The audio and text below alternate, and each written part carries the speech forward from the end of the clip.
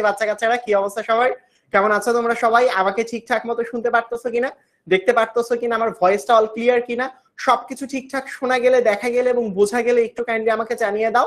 জি ভাইয়া সবকিছু ঠিকঠাক শোনা যাচ্ছে, দেখা যাচ্ছে, বোঝা যাচ্ছে, অল ক্লিয়ার রয়েছে। জুম করে দিচ্ছি, কমেন্ট বোঝা যায় না। সো আই হোপ তোমরা সবাই আমাকে ঠিকঠাক বুঝতে পারতেছো, দেখতে পারতেছো, অল ক্লিয়ার রয়েছে। সবাই একটু কাইন্ডলি আমাকে একটু কমেন্টের মধ্যে জানিয়ে দাও জি ভাইয়া সবকিছু ঠিকঠাক শোনা যাচ্ছে, দেখা যাচ্ছে। আজকে একটা গুণগত রসায়ন একদম বেসিক ক্লাসে চলে এসেছি।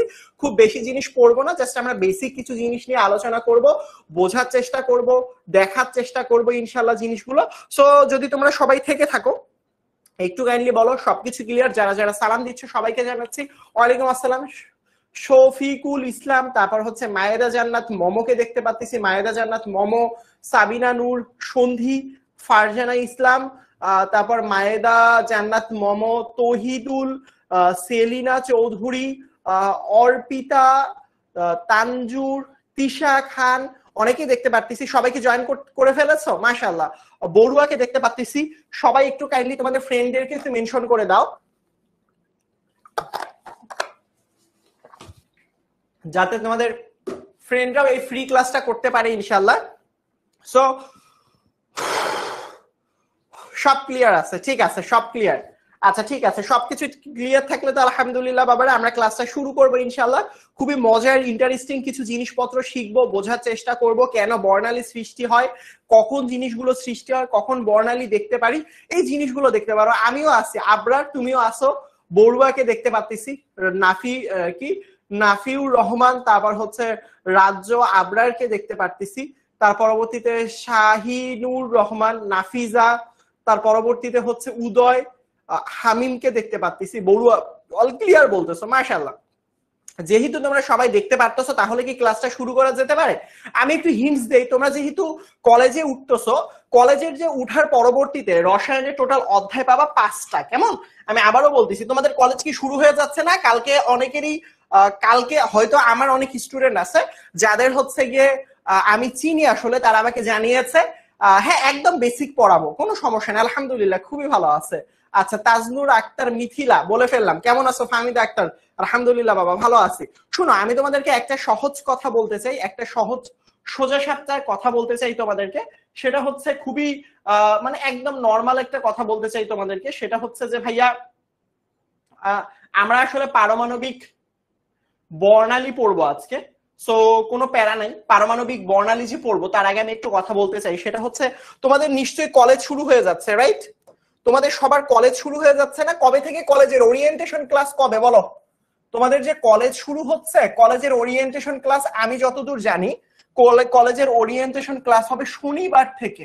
মানে শনিবার ম্যাক্সিমাম কলেজগুলোর ওরিয়েন্টেশন ক্লাস, অর্থাৎ তোমাদের কি কি ক্লাস হবে, কিভাবে কি শুরু হবে না হবে, এই সকল নিয়ে হচ্ছে কলেজে ম্যাক্সিমাম কলেজগুলোতে আমার জানা মতে শনিবারে হচ্ছে ওরিয়েন্টেশন ক্লাস। বাট এরপরেও যদি আজকে কত তারিখ, 11 তারিখ, 12, 13 তারিখে ওরিয়েন্টেশন ক্লাস, আর 15 তারিখ থেকে আই হোপ আসলে শুরু। আসলে খুবই ভালো আছি। আচ্ছা পুরাতন স্টুডেন্ট, আচ্ছা আতিয়া জাহান চলে আসছো, আচ্ছা ঠিক আছে আতিয়া জাহান, আচ্ছা ঠিক আছে চলো। সো ওরিয়েন্টেশন ক্লাস আমার জানা মতো 13 তারিখ, আর ক্লাস শুরু হচ্ছে 15 তারিখ। তো তোমাদের যখন ক্লাসটা শুরু হবে, তোমাদের বেসিক্যালি রসায়নে না 5টা চ্যাপ্টার থাকে। কয়টা চ্যাপ্টার থাকে? আমি তোমাদেরকে একটু কেমিস্ট্রির ধারণা দেই বাবা, কেমিস্ট্রির কিছু ধারণা রাখো, কেমিস্ট্রির কিছু ধারণা রাখো। আমি তোমাদেরকে বলি, তোমাদের টোটাল চ্যাপ্টারের সংখ্যা হচ্ছে 5টা। কয়টা? 5টা। 1, 2, 3, 4, 5 ধরলাম। 1 নাম্বার চ্যাপ্টারটার নামটা কি কেউ বলতে পারবা? ল্যাবরেটরির নিরাপদ ব্যবহার। কি বলেছি? ল্যাবরেটরির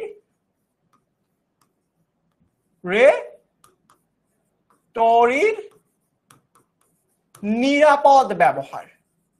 নিরাপদ ব্যবহার, ল্যাবরেটরির নিরাপদ ব্যবহার, এটা হচ্ছে প্রথম অধ্যায়, রাইট? 2 নম্বর অধ্যায়টা কি? 2 নম্বর অধ্যায়টা হচ্ছে গুণগত রসায়ন। গুণগত রসায়ন, 2 নম্বর অধ্যায়ের নাম কি? গুণগত রসায়ন। তাহলে 3 নম্বর অধ্যায়টার নামটা কি? মৌলের পর্যায়বৃত্ত ধর্ম। আমি একটু তোমাদেরকে সাথে একটু আলোচনা করি, তোমাদের চ্যাপ্টার গুলো কতগুলো সিকিউ আসে, কত মার্কস আসে, কিভাবে আসে, এই জিনিসগুলো একটু আলোচনা করে, একটু শুনো মন দিয়ে।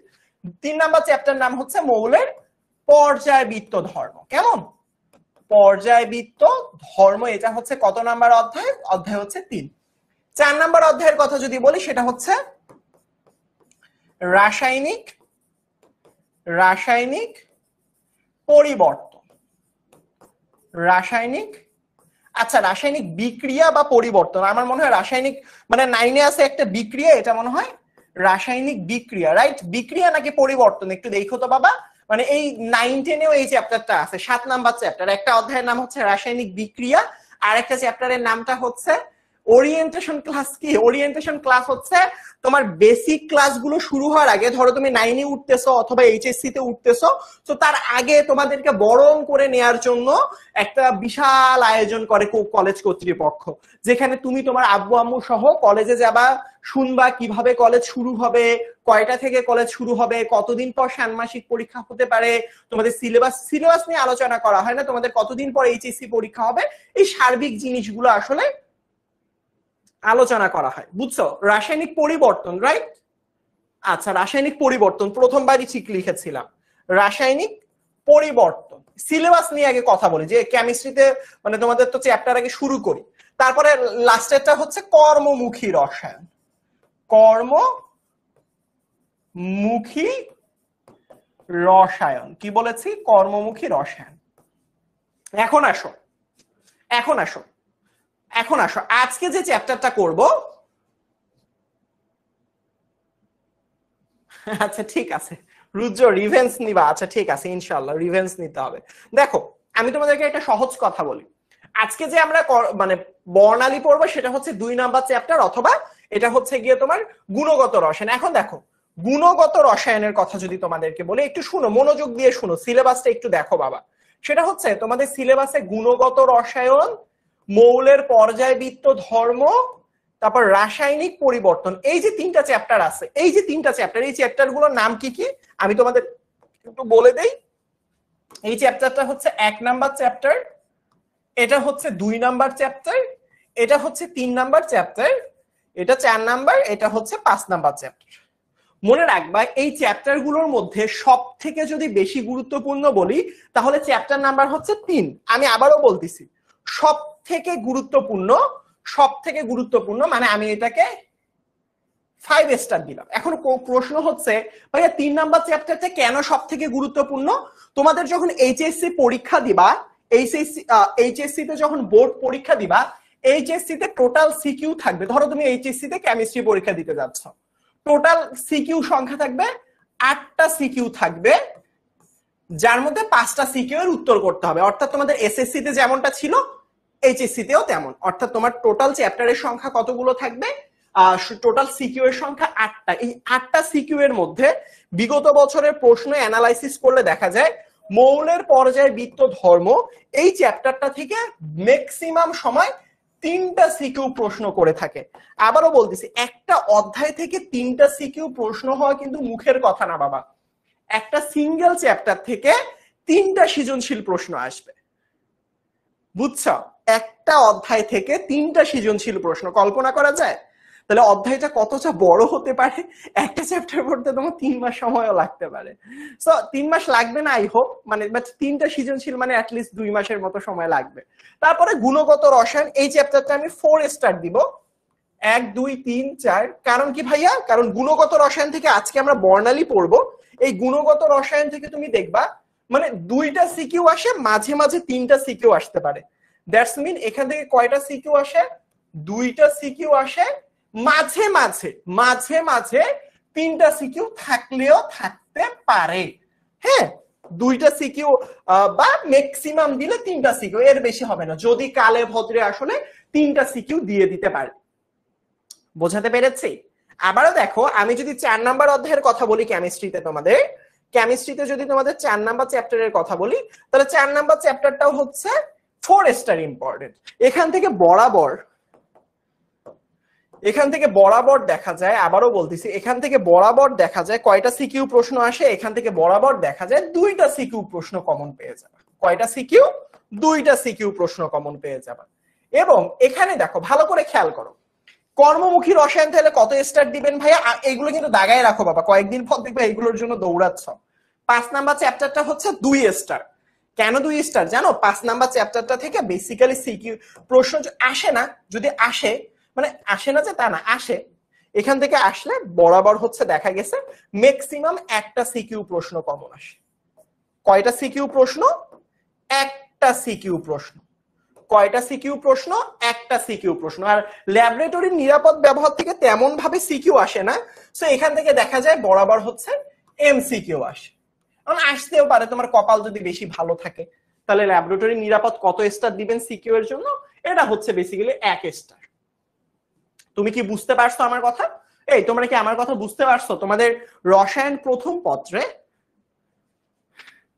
রসায়নের মানবন্ধন শিখাচ্ছি, দেখাচ্ছি, তোমরা আগে বলো এতটুকু, তোমরা কি এই পার্টটুকু বুঝতে পেরেছো? মানে আমি তোমাকে ওভারঅল রসায়ন মানে যেহেতু অনেকে বই খুলেছো, অনেকে জানো এই চ্যাপ্টার গুলো রয়েছে, বাট আমি তোমাদেরকে রসায়নের মানবন্ধনটা দেখাচ্ছি, কোনো সমস্যা নাই।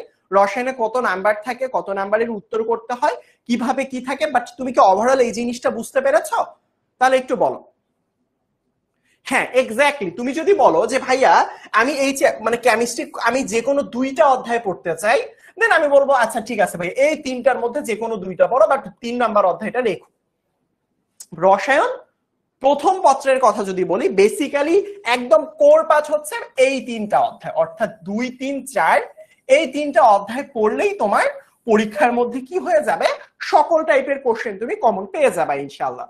তাহলে 2, 3 এবং 4। আজকে যে বর্ণালী দেখতে পারতেছো না, পারমাণবিক বর্ণালী, এগুলো বেসিক জিনিস নিয়ে ক্লাসে তো এগুলো নিয়ে আলোচনা করবো, জাস্ট একটু হালকা ধারণা দিব। এই বর্ণালী কিন্তু গুণগত রসায়নের পড়া, গুণগত রসায়নের পড়া। আমাদের পেইড ব্যাচে কিন্তু অলরেডি গুণগত রসায়ন শুরু হয়ে গিয়েছে, তোমাদের সিয়াম ভাইয়া হয়তো বা অলরেডি বর্ণালী শুরু করে দিয়েছে, বোঝাতে পেরেছি? সুতরাং এই জিনিসটা একটু মাথায় রাখো, যদি তোমরা আমাদের সাথে প্রিপারেশন নিতে পারো তাহলে হচ্ছে গিয়ে তোমার গুণগত রসায়নের কিন্তু বর্ণালী পর্বটুকু শুরু হয়ে গিয়েছে। আই হোপ নয়তোবা শুরু করে ফেলবে, অনেকে হয়তোবা এখানে পেইড ব্যাচের আছো, তোমরা জানো, আসলে কোনো সমস্যা নেই। এখন তোমরা অনেকে জিজ্ঞেস করতেছিলা ভাইয়া রসায়নের এইচএসসি তে মানবন্ধনটা কিরকম হয়? কি বলেছি? এইচএসসি তে রসায়নের রসায়নের রসায়নের মান বন্টন। কি বন্টন? মান বন্টন। এইচএসসি তে রসায়নের মান বন্টন কেউ কি জানো? কেউ কি জানো? তোমাদের টোটাল আগের মতোই যা কিছু আছে সবকিছু অলমোস্ট আগের মতোই থাকবে। টোটাল কত নাম্বার জানো? টোটাল 100 মার্কস থাকবে। টোটাল কত থাকবে? টোটাল মার্কস থাকবে 100। এই 100 মার্কসটাকে 3টা ভাগে স্প্লিট করা হবে। কয়টা ভাগে? 3টা ভাগে। কয়টা ভাগে বলেছি বাবা? এই 100 মার্কস 3টা ভাগে স্প্লিট করা হবে। একটা হচ্ছে, ভালো করে খেয়াল করো বাবা, এই জিনিসগুলো একদম আমি তোমাদেরকে ভেঙে ভেঙে দেখাই দিচ্ছি। একটা ভাগ, 2টা ভাগ এবং 3টা ভাগ। প্রথমে আমি যদি বলতে চাই সেটা হচ্ছে তোমাদের এমসিকিউ। এমসিকিউ থাকবে 25টা, তুমি 25টা উত্তর করবা। অর্থাৎ এমসিকিউ তোমরা যেভাবে সারাটা জীবন পড়ে এসেছো, 25টা এমসিকিউ, 25টা এমসিকিউ এর মধ্যে 25টা এমসিকিউ উত্তর করতে হবে। রাসায়নিক পরিবর্তন হচ্ছে অধ্যায়ের নাম। অধ্যায়ের নাম বাবা।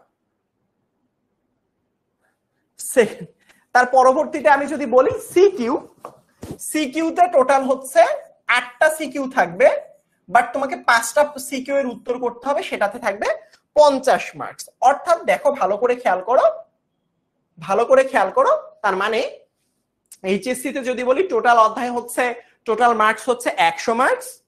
সো তার মধ্যে হচ্ছে এমসিকিউ, সিকিউ, আরেকটা আছে সেটা হচ্ছে প্র্যাকটিক্যাল। প্র্যাকটিক্যাল হচ্ছে 25 নাম্বার। যারা যারা জানো না তাদেরকে জানিয়ে দিলাম, যারা জানো তারা তো জানোই। আচ্ছা এটা তো বুঝলাম। আচ্ছা আই হোপ এটা নিয়ে তোমাদের প্রায় প্যারা হবে না ইনশাআল্লাহ। আচ্ছা এক্স্যাক্টলি এসএসসির মতোই আসলে, তবু দেখাই দিলাম। আচ্ছা তোমাদেরকে তো ফার্স্ট পেপারের অধ্যায়গুলো দেখিয়ে দিলাম, তোমরা কি সেকেন্ড পেপার অধ্যায়গুলো জানতে চাও? সেকেন্ড পেপারে কোনটা কিভাবে আছে বলো তো? সেকেন্ড পেপারে রিসার্চ জিজ্ঞেস, আচ্ছা তোমরা কি এভাবে সেকেন্ড চ্যাপ্টারে সেকেন্ড পেপারে কোন কোন জিনিসগুলো আছে এইগুলো দেখতে চাও? বলো তোমরা যদি দেখতে চাও দেখাই, নয়তো আমরা আজকে বর্ণালীর পড়াতে চলে যাই। বর্ণালী কিন্তু খুবই শুরু করব তহিদুল, শুরু করব বর্ণালীর পড়া, কোনো সমস্যা নাই। আচ্ছা, তোমরা কি রসায়ন দ্বিতীয় পত্রের এরকম জিনিসটা জানতে চাও?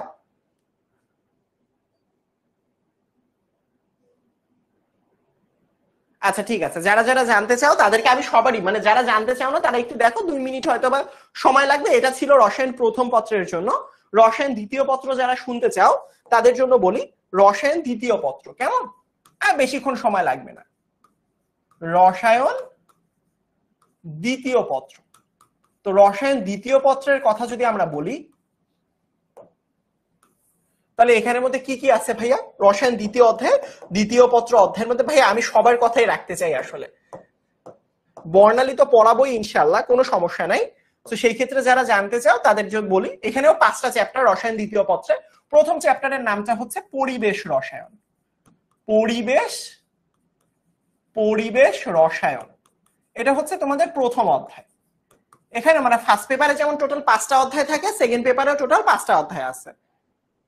বুঝতে পারছো আমার কথা? তো দেখো, পরিবেশ রসায়ন আছে, তারপরটা আছে হচ্ছে জৈব যৌগ। সবার জন্য ভীতিকর একটা নাম, আর জৈব যৌগটা সোজা আছে মাশাআল্লাহ। তৃতীয় অধ্যায়ের নামটা কি? পরিমাণগত রসায়ন। মানে দ্বিতীয় পত্রে জৈব যৌগ বাদে সবগুলোই মোটামুটি এই কেমিস্ট্রি গুলো ম্যাথমেটিক্যাল টাইপের। মানে রসায়ন প্রথম পত্রে মোটামুটি থিওরিটিক্যাল, বাট রসায়ন দ্বিতীয় পত্রে শুধু জৈব যৌগ বাদ দিয়ে বাকি মেইন চ্যাপ্টার গুলো ম্যাথমেটিক্যাল টাইপের। পরিমাণগত রসায়ন, কি বলেছি? পরিমাণগত রসায়ন আসলে। তার পরবর্তীতে আরেকটা হচ্ছে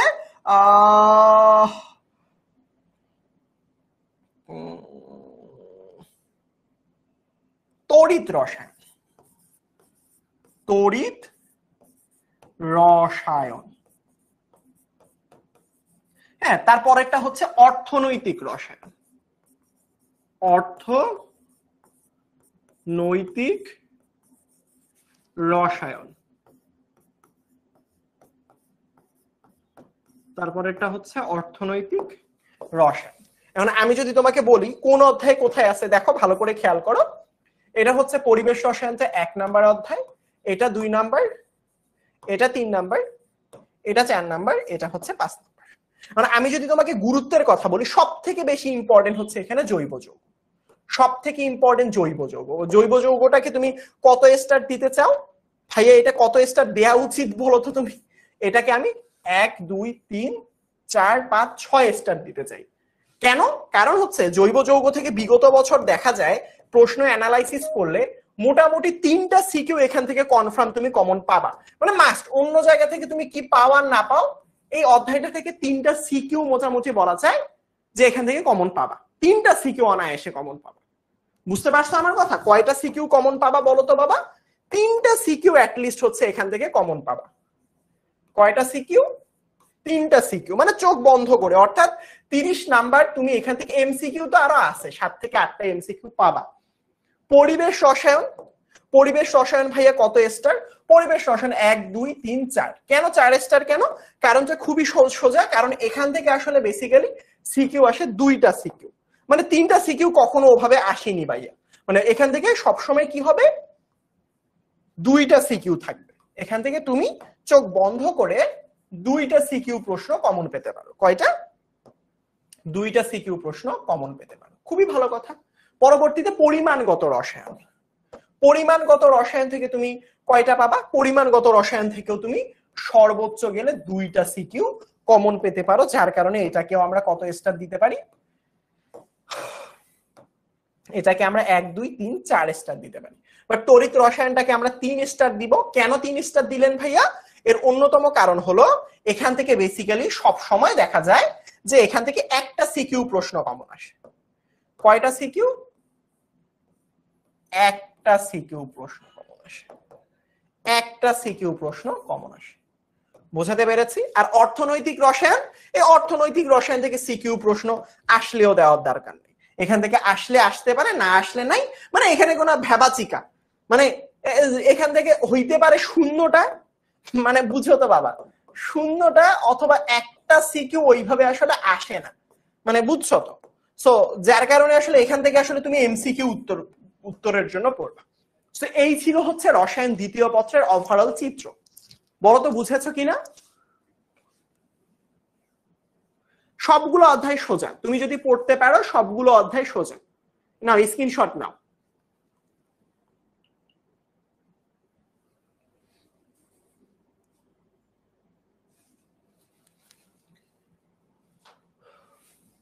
একজন বলেছ তুষি এইচএসসি তে কোচিং করলে, খুবই ভালো একটা প্রশ্ন করেছো যে ভাইয়া এইচএসসি তে কোচিং করলে ভালো হবে নাকি প্রাইভেট করলে ভালো হবে। আমার উত্তরটা হচ্ছে একটু ডিপ্লোম্যাটিক, অর্থাৎ তুমি মানে এইচএসসি তে উঠে তোমাকে পড়াশোনা করতে হবে। এইচএসসি তে অনেক বেশি পড়াশোনা, তোমরা হয়তো বা এতদিনে বই পেয়ে গিয়েছো, রাইট? বই পেয়েছো না? তো বই যেহেতু তোমরা পেয়ে গিয়েছো, আই হোপ তোমরা এতদিনে জানো যে তোমাদের পড়াটা কতটা আগের তুলনায় বেড়ে গিয়েছে, রাইট? সুতরাং এইচএসসি তে তুমি স্যারের কাছে বাসায় পড়ো, বাইরে কোচিং এ পড়ো, অথবা অনলাইনে পড়ো, অথবা অফলাইনে পড়ো, ডাজেন্ট ম্যাটার, তুমি কতটুকু বাসায় পড়তেছো এইটুকু ইম্পর্টেন্ট। এই যে দেখো স্টার চিহ্ন অন্যদের থেকে দেখো, স্টার চিহ্ন অন্যদের তুলনায় দেখো, তাইলেই বুঝতে পারবা ইম্পর্টেন্ট কিনা। একটু এই স্ক্রিনশট যারা নিতে চাও তুলে নাও।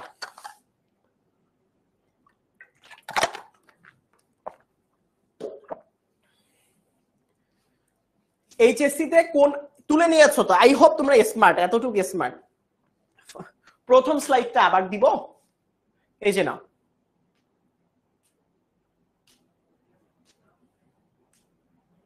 প্রথম স্লাইড নাও। আচ্ছা, কোন রাইটারের বই, এই যে নাও স্ক্রিনশট নিয়ে নাও।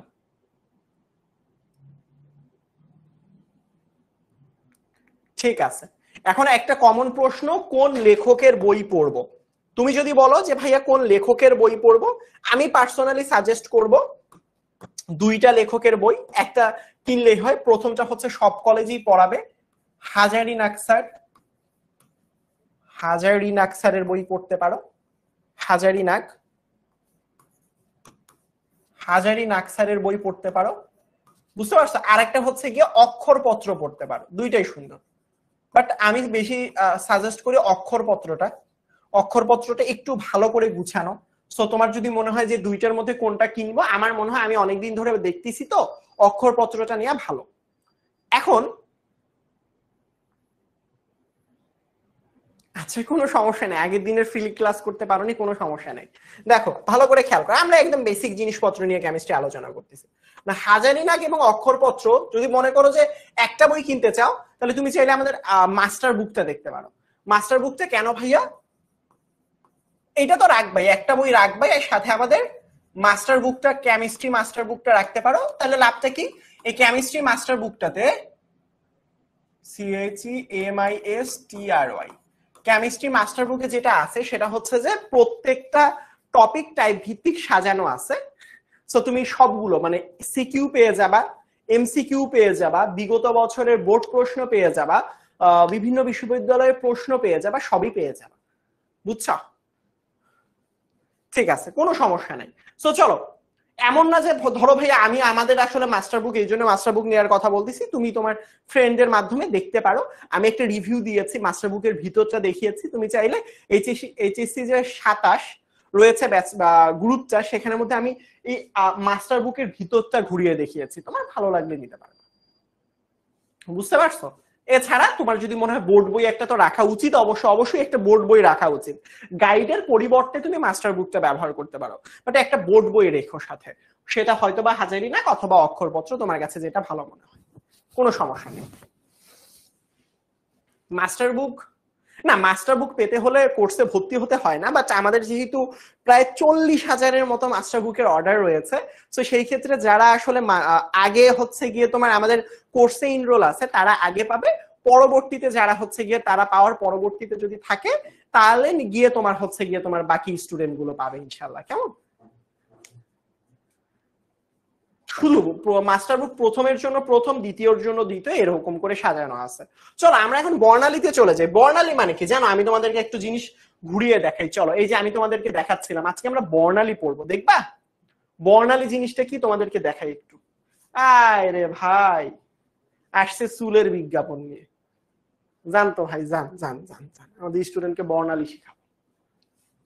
দেখো বর্ণালী, দেখো বর্ণালী জিনিসটাকে একটু দেখো। হ্যাঁ পাওয়া যাবে বাবা, বর্ণালী জিনিসটা দেখো আগে একটু।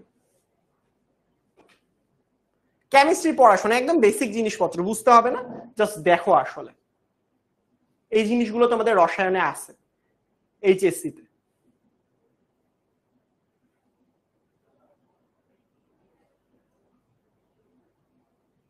এটা হচ্ছে সোডিয়াম বাইকার্বনেট দিয়ে দিয়েছে, এই যে দেখো আগুনে উত্তপ্ত করবে, এই যে দেখছো সোডিয়াম আয়ন। দেখো আগুনের কালারটা দেখো চেঞ্জ হয়ে যাবে, দেখো ও ওই একদম কাছ থেকে দেখালে জিনিসটা এরকম মনে হয়, বুঝতে পেরেছো? কাছ থেকে দেখালে জিনিসটা এরকম মনে হবে, এই যে এই যে দেখছো, একদম এটা কাছ থেকে জুম করা জিনিসটা কিরকম দেখায় আসলে।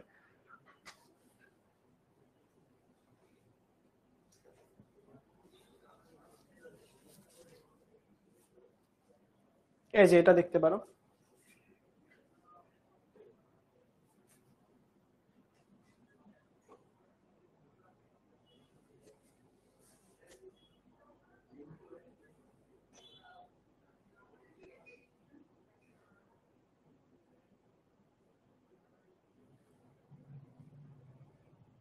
দেখো এখানে বর্ণালী সৃষ্টি হবে, দেখিও এটা একটু ধীরে ধীরে করেছে, পুরো প্রসেসটা দেখিয়েছে। এই যে দেখো বর্ণালী সৃষ্টি হয়, দেখো বিভিন্ন রকম বর্ণালী দেখতে পারতেছো। বর্ণালীগুলো কিভাবে সৃষ্টি হয়, কেন সৃষ্টি হয়, এই জিনিসগুলো ছোট্ট কারণ আমরা আজকে ক্লাসের মধ্যে দেখার এবং বোঝার চেষ্টা করবো ইনশাল্লাহ। সো দেখো আমরা একটু পরেই দেখবো, এই যে দেখো তোমরা অনেকে রেড রেড এর কথা বললা, এই যে রেড, বুঝতে পেরেছ? তো এইগুলো কেন সৃষ্টি হয়, কিভাবে সৃষ্টি হয়, ওইটাই আর কি সোনালী, মানে সোনালী বর্ণটাই এরকম আসলে, ওই জিনিসটা বুঝাইছে এভাবে আসলে। দেখো এই যে দেখতে তোমার হয়তো বা স্কিনের কারণে দেখতে এরকম লাগতেছে, বুঝতে পেরেছ? আচ্ছা চলো, তোমরা কি জানতে চাও এরকমটা হওয়ার কারণটা কি, পরমাণুতে হিট দিলে এরকম কেন হয়? তোমরা কি জানতে চাও? এই যে দেখো অন্যরকম কালার হতে পারে। তোমরা কি জানতে চাও যে পরমাণুর মানে উত্তেজিত করলে এই সকল কালার কেন সৃষ্টি হয়, কিভাবে সৃষ্টি হয় আসলে? না, কেমিস্ট্রি আসলেই মজার জিনিস, অনেক মজার, কেমিস্ট্রি আসলেই মজার। আমার আচ্ছা আমি জাস্ট তোমাদেরকে জিনিসটা দেখালাম বর্ণালী বলতে কি বুঝায় আসলে, বর্ণালী জিনিসগুলো কেমন হয় দেখতে। আমরা যে বাংলা ভাষায় বলি বর্ণালী বর্ণালী বর্ণালী বর্ণালী বর্ণালী, বর্ণালী হয় কেমন এই জিনিসও তো জানি না, কেন হয় তৈরি এরকম বর্ণ কি, মানে তার মনের মধ্যে কি আজকে একটু রং লেগেছে, যে মনের মধ্যে রং লেগেছে আমি একটু এই কালার দেখাই, আজকে একটু ওই কালার দেখাই। সো চলো এই যে বিভিন্ন রকম কালার গুলো চেঞ্জ হয়, বিভিন্ন রকম বর্ণগুলো দেখা যায়, এই জিনিসগুলোর পেছনে আজকে আমরা ইতিহাসটা একটু জানার চেষ্টা করি। চলো তুমি এখন চুপ হয়ে বসে থাকো, আমরা এখন স্টুডেন্টদেরকে বুঝিয়ে আসি। দেখো বেসিক কারণটা কি আসলে, তোমরা সবাই বোর পরমাণু মডেল পড়েছিলা, মনে পড়ে বোর পরমাণু মডেল? বলো বলো, মনে পড়ে কি পড়ে না বলো, বোর পরমাণু মডেল মনে পড়ে কি পড়ে না বলো, বলো দেখি, বোর পরমাণু মডেল মনে পড়ে? মনে পড়ে বোর পরমাণু মডেলের কথা? আচ্ছা তোমরা আমাকে একটা সহজ কথা বলো তো ভাইয়া, সেটা হচ্ছে আচ্ছা দেখো ভালো করে খেয়াল করো, যখন কোনো একটা ইলেকট্রন, 9-10 অনেক পড়িয়েছি তোমাদেরকে, অনেক পড়িয়েছি, আবারও বলতেছি, ধরো কোনো একটা ইলেকট্রন, কোন একটা ইলেকট্রন, আচ্ছা ইলেকট্রনটা যদি এরকম হয় যে ধরো উচ্চ শক্তি স্তরে ছিল, উচ্চ শক্তি স্তর মানে বেশি শক্তি স্তর, এখন সে উচ্চ শক্তি স্তরটা থেকে সে নিম্ন শক্তি স্তরে চলে আসলো, নিম্ন শক্তি স্তরে চলে আসলো। দেখো ভাইয়া ভালো করে খেয়াল করো, যদি কোনো একটা ইলেকট্রন উচ্চ শক্তি স্তর থেকে নিম্ন শক্তি স্তরের দিকে আসে তখন কি হয় বলো তো ভাইয়া?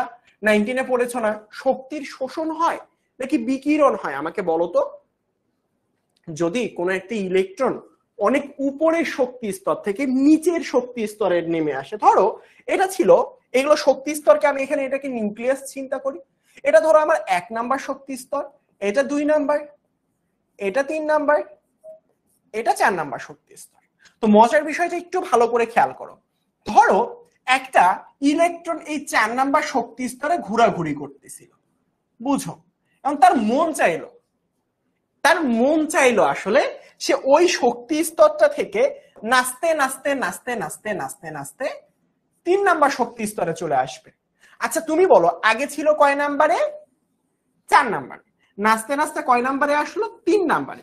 তাহলে 4 নাম্বার থেকে যদি 3 নাম্বারের দিকে আসে, 4 নাম্বারটা কি উচ্চ না? উচ্চ শক্তি স্তর না?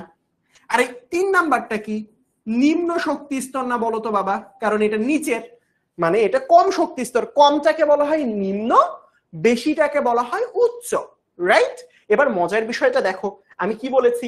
উচ্চ শক্তি স্তর থেকে নিম্ন শক্তি স্তরে যদি আসে, উঁচা থেকে যদি নিচের দিকে আসে। আচ্ছা তুমি আমাকে একটা সহজ কথা বলো, সেটা হচ্ছে তোমার কাছে এখন কোটি কোটি টাকা, 2 কোটি টাকা, তুমি এখন ফকির হতে চাচ্ছ, মানে তোমার লেভেলটা এখন 2 কোটি টাকার। চিন্তা করো তুমি ফকির হতে চাও, তোমাকে কি করতে হবে? টাকা উড়াতে হবে, উড়াও টাকা উড়াও, উড়াল দাও টাকা উড়াল দাও, মানে খালি টাকা উড়াবা বাবা। তাহলে কি হবে? ফকির হয়ে যাবা। অর্থাৎ তুমি যদি উচ্চ বংশীয় হও, তুমি যদি নিচে নেমে যেতে চাও, সব টাকা পয়সা উড়ায় দাও, মানে একদম ছেড়ে দাও। ছেড়ে দেয়াকে আসলে বিকিরিত করা বলা হয়, বুঝছো? যার কারণে আসলে উচ্চ শক্তি স্তর থেকে নিম্ন শক্তি স্তরে যাওয়ার সময় কি হবে? বিকিরিত হবে, রাইট? রশ্মিতে কি হবে? বিকিরিত হবে। তার মানে আমি এখানের মধ্যে কি বলতে পারি? এই ইলেকট্রনটা যখন উচ্চ শক্তি স্তর থেকে নিম্ন শক্তি স্তর অর্থাৎ এই জায়গায় চলে আসে, তখন শক্তির কি হয়? বিকিরণ ঘটে, বুঝছো? বুঝছো কি ঘটবে? বিকিরণ ঘটবে। তাহলে শক্তির কি হবে? কি হবে বলো তো বাবা? বিকিরণ হবে। কি হবে? বিকিরণ হবে। এই যে দেখো, ভালো করে খেয়াল করো, তোমার কি হবে বলতো ভাই? শক্তিটার বিকিরণ ঘটবে, অর্থাৎ তুমি বাইরে বিভিন্ন রকম রশ্মি দেখতে পারবা। কি দেখতে পারবা? বিভিন্ন রকম রশ্মি দেখতে পারবা। তোমার এখন যদি এটা তোমার চোখের আয়ত্তর মধ্যে থাকে, তাহলে তুমি বিভিন্ন রকম রশ্মি দেখতে পারবা। তো এই যে রশ্মিটা যদি তুমি দেখতে পাও, এই রশ্মিটাকে আসলে কি বলা হয় বলতো? এই রশ্মিটাই আসলে তুমি বিভিন্ন রকম বর্ণালী হিসেবে দেখতে পারো। আমার কথা কি বুঝতে পেরেছো? এই রশ্মিটাকে এখন হতে পারে এইটা তোমার চোখের আয়ত্তর মধ্যে পড়েছে, হয়তোবা তোমার চোখের আয়ত্তর মধ্যে পড়েনি। আমার কথা বুঝতে পারছো? যখন একটি ইলেকট্রন উচ্চ কক্ষপথ থেকে নিম্ন কক্ষপথে আসে, তখন সে শক্তিটা ছেড়ে দেয়, সে বিকিরিত করে ফেলে। ওই বিকিরিত করার সময় বিভিন্ন রকম রশ্মি দেখতে পাই। রশ্মি বিকিরিত করার সময় বিকিরিত রশ্মি দেখা যায়। ওই বিকিরিত রশ্মিটাকে আসলে বাংলা ভাষায় কি বলা হয়? বর্ণালী বলা হয়। বিকিরিত রশ্মিটাকে কি বলা হয়? বাংলা ভাষায় বর্ণালী বলা হয়। আমার কথা কি বুঝতে পেরেছ? এখন প্রশ্ন হচ্ছে, ভালো করে খেয়াল করো, বিভিন্ন রকম বর্ণালী তুমি দেখতে পারো। সবাই কি বুঝতে পারছো? সবাই বুঝতে পারছো বলো তো বাবা? তাহলে বর্ণালীর বেসিক কনসেপ্ট বোঝা গেছে কি যায়নি? বর্ণালীর বেসিক কনসেপ্ট কি বোঝা গেছে কি যায়নি বলো দেখি। এখন বর্ণালী কিরকম বর্ণ দেখা যাবে এটা নির্ভর করে তরঙ্গ দৈর্ঘ্যের উপর। যে ভাইয়া এ তরঙ্গ দৈর্ঘ্য মানে এটা আমি কোন বর্ণ দেখব? বেগুনি, আসমানি, নীল, সবুজ, হলুদ, কোন রঙের বর্ণ দেখবো তোমরা বের করতে চাও?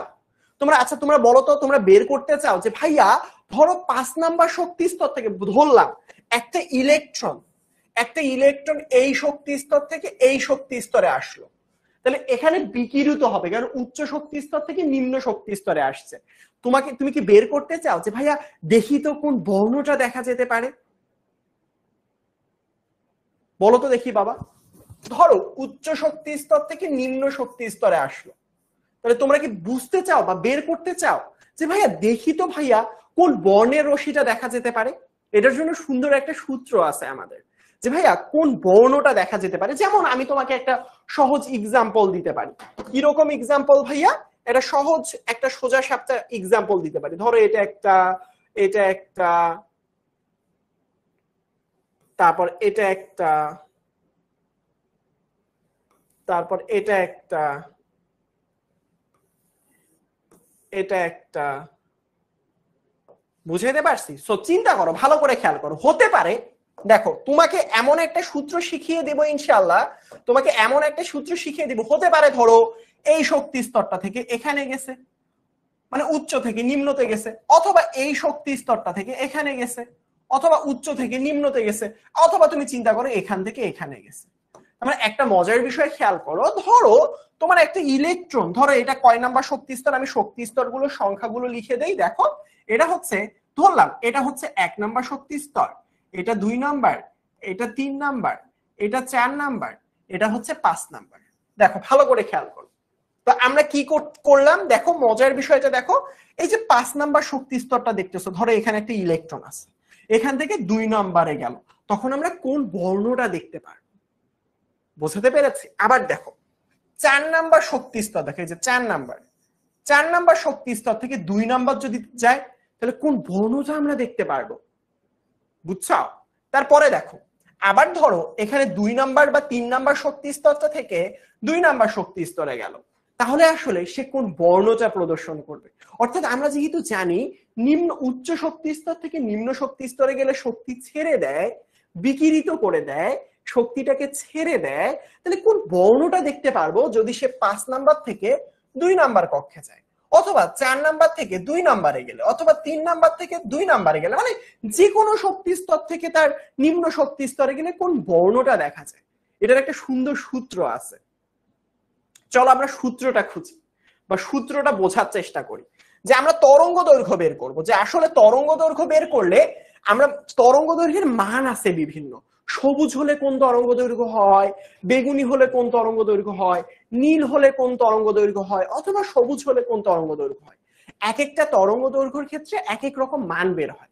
তো চলো আমরা একটা সূত্র পড়ি, সেটা হচ্ছে, সবাই খাতার মধ্যে লিখো 1 ডিভাইডেড বাই ল্যামডা। এটা আমরা ডিটেইলসে পরে ক্লাসের মধ্যে পড়বো ইনশাআল্লাহ, জাস্ট আপাতত তোমাকে সূত্রটা শিখিয়ে দেই। দেখো 1 divided by lambda is equal to R H. R H কি সবকিছু আমি বুঝাবো। এই যে দেখো 1 by n1 square minus 1 divided by n2 square. বলো সবাই আগে বলো এটা লিখেছো কিনা, আগে সবাই সূত্রটা লিখে নাও। বলো বলো বলো, সবাই সূত্রটা একটু লিখে নাও, সবাই সূত্রটা লিখে নাও, পরে আমি তোমাদেরকে বুঝাচ্ছি কোনটা বলতে কি বুঝাচ্ছে। তোমরা একটু বলো, সবাই একটু সূত্রটা লিখে নাও।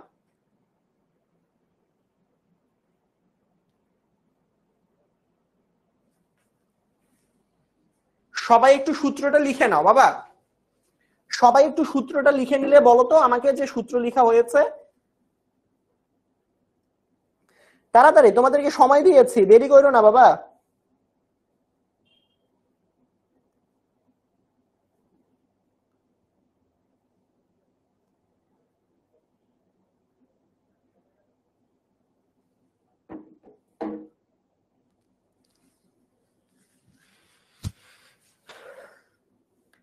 সবাই একটু সূত্রটা লিখে নাও। লিখেছ? এবার দেখো এখানে আমি তোমাকে বলি, এখানের মধ্যে আমি বলি আমরা বের করতে চাই কি ল্যামডার মান। ল্যামডা মানেটা কি বুঝাচ্ছে এখানে বলো তো বাবা?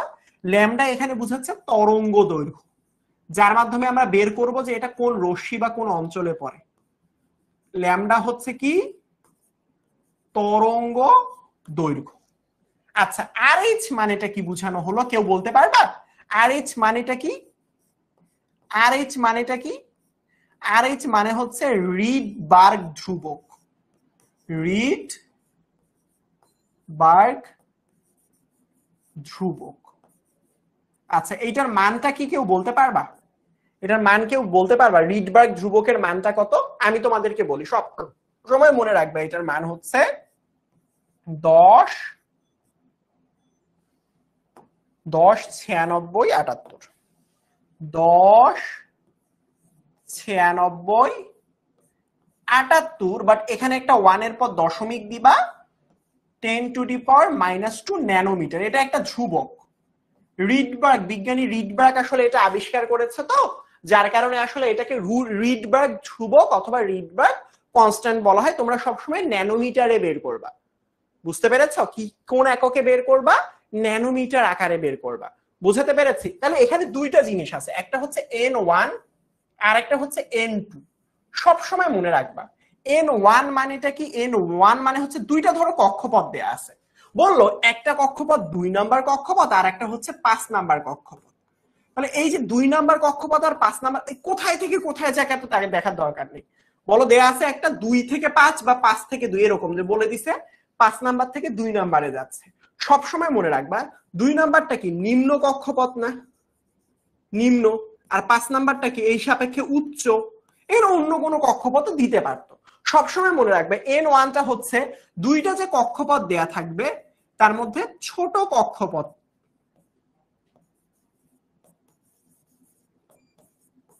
কি বলেছি? দুইটা কক্ষপথের মধ্যে ছোট কক্ষপথ।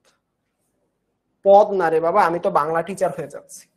কক্ষপথ, ছোট কক্ষপথ সংখ্যা, ছোট্ট কক্ষপথ সংখ্যা।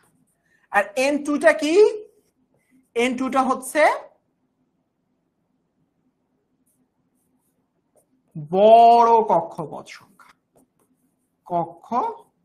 এটা লিখো, একটা ম্যাথ করব, তাহলে সবাই বুঝতে পারবা যে কিভাবে আসলে আমরা তরঙ্গ দৈর্ঘ্যের মানের সাহায্যে বিভিন্ন অঞ্চল বের করতে পারি, যে কোনটা আসলে কি হবে। তবে এটা মনে রাখবে এটা মিটার না, সরি, এটা মনে রাখবে এটা হচ্ছে পার ন্যানোমিটার। ন্যানোমিটার না, এটা হচ্ছে পার ন্যানোমিটার। এটা খুবই ইম্পর্টেন্ট। রিডবার্গ ধ্রুবকের মানটা মনে রাখা খুবই ইম্পর্টেন্ট। এককটা হচ্ছে পার ন্যানোমিটার। এটা একটু কষ্ট করে হলেও মনে রাখবে ইনশাআল্লাহ। কেমন? আমি একটু সরে যাচ্ছি, সবাই একটু লিখে নাও, সবাই একটু লিখে নাও বাবা, একটু সবাই লিখে নাও।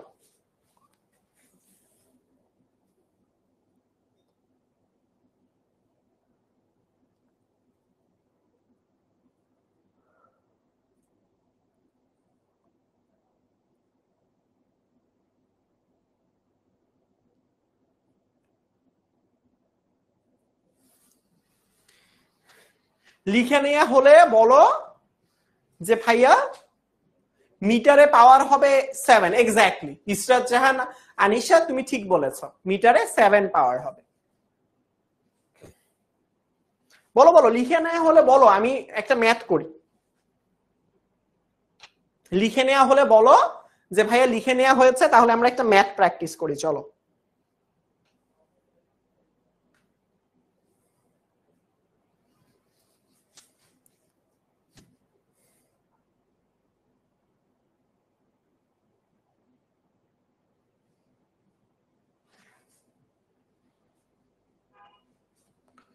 ঠিক আছে, ডান। স্ক্রিনশট নিলে বাবা খাতাতেই থাকে, সেই স্ক্রিনশট। আর এই যে দেখো, দেখো শক্তি না, আমরা এখন একটা জিনিস দেখো বলেছে এরা হাইড্রোজেন পরমাণুতে, ভালো করে প্রশ্নটা খেয়াল করো তো কি বলেছে এখানে। হাইড্রোজেন পরমাণুতে বলেছে দুইটা কক্ষপথ দিছি, ইলেকট্রন 2 নাম্বার কক্ষপথ থেকে 1 নাম্বার শক্তি স্তরে গমন করে, নির্গমনের তরঙ্গ দৈর্ঘ্য। আমরা এখন তরঙ্গ দৈর্ঘ্য বের করব, শক্তি আজকে শিখবো না, তরঙ্গ দৈর্ঘ্য নির্ণয় করা শিখবো, কারণ এই তরঙ্গ দৈর্ঘ্যটাই আসলে এক টাইপের বর্ণালী হিসেবে পরিচিত। বোঝাতে পেরেছি? দেখো ভালো করে খেয়াল করো, আমরা সূত্রটা কি জানি? আমরা সূত্রটা হচ্ছে 1/λ। তরঙ্গ দৈর্ঘ্য মানে কি বের করতে বলছে? ল্যামডার মান বের করতে বলেছে, রাইট? তাহলে 1/λ সমান সমান আমরা কি জানি? RH, এটা হচ্ছে 1/n1² মাইনাস 1/n2²। এখন তোমরা আমাকে বলো তো ভাইয়া কিসের মান চেয়েছে প্রশ্নের মধ্যে? প্রশ্নের মধ্যে ওরা তরঙ্গ দৈর্ঘ্য ল্যামডার মান চেয়েছে। দেখো ভালো করে খেয়াল করো, এটা বলেছে ল্যামডার মানটা কত। এর দুইটা কক্ষপথ দিয়েছে না? একটা কক্ষপথের সংখ্যা কি বলেছে? একটা কক্ষপথ বলেছে 2 নাম্বার কক্ষপথ, আর একটা বলেছে 1 নাম্বার কক্ষপথ। বলো তো এখানে n1 এর মান কত হবে আর n2 এর মান কত হবে? আমি তোমাদেরকে একটু সময় দিলাম, বলো তো দেখি, বলো তো দেখি আমাকে, এখানে n1 এর মান কত হবে? তুমি বলো এখানে n1 এর মান কত হবে আর n2 এর মান কত হবে? তোমরা একটু বলো তো। এটা তো দুইটা কক্ষপথ, এরকম প্রশ্নের মধ্যে দুইটা কক্ষপথ সব সময় দিয়ে দেয়া থাকবে। আমার প্রশ্ন হচ্ছে এখানে কোন কক্ষপথটা কোনটা হবে বলো। এখানে কোনটার মান কত লিখবো? দেখো আমি কি বলেছিলাম সূত্রের মধ্যে, n1টা কি ছিল বলো তো ভাইয়া? আমি কি লিখে দিয়েছি না এখানের মধ্যে? বলো তো n1টা কি বলেছিলাম? দেখো n1টা হচ্ছে, ভালো করে খেয়াল করো, n1টা ছিল ছোট কক্ষপথ সংখ্যা আর n2টা ছিল বড় কক্ষপথ সংখ্যা। তাহলে তুমি আমাকে বলো n1টা কি হবে? তুমি বলো তো ভাইয়া, n1টা কি হবে? n1টা বলেছি না ছোট কক্ষপথ সংখ্যা। এখানের মধ্যে ছোট কক্ষপথ কোনটা, 2 নাকি 1? কোনটা বলো, বলো দেখি কোনটা, কোনটা তুমি বলো। তাহলে এইটা কি ছোট কক্ষপথ না 1টা? তাহলে এটা হবে n1 এর মান আর এটা হচ্ছে n2 এর মান। লিখে দিয়েছি না ছোট কক্ষপথ সংখ্যা হচ্ছে n1, অর্থাৎ এটা হবে 1 এবং বড় কক্ষপথ কি 2 নাম্বার কক্ষপথ, তাহলে এটা হবে 2। রিডবার্গ ধ্রুবক RH এর মান কত ধরতে বলেছি? আমি বলেছি লিখবা 10, 96, 78 গুণন 10⁻²⁰ পার ন্যানোমিটার, রাইট? তাহলে এটার সামনে একটা দশমিক চিহ্ন দিই। ভেরি গুড, বুঝাতে পেরেছি কখন কি ধরবো না ধরবো। এটার মান ধরবো n1, এটার মান ধরবো n2 আর RH এর মান হচ্ছে এটা। বোঝাতে পেরেছি? আই হোপ তোমাদেরকে বোঝাতে পেরেছি। সো দেখো জাস্ট এবার কি করব ভাইয়া, মানগুলো বসিয়ে দাও। তাহলে এখানে দেখো 1/λ সমান সমান RH। RH এর মান কত? RH এর মান হচ্ছে 1.09678 গুণন 10⁻²। তাহলে এখানে কি হবে 1 divided by 1 square minus 1 divided by 2 square. বলো তো দেখি করেছো কিনা।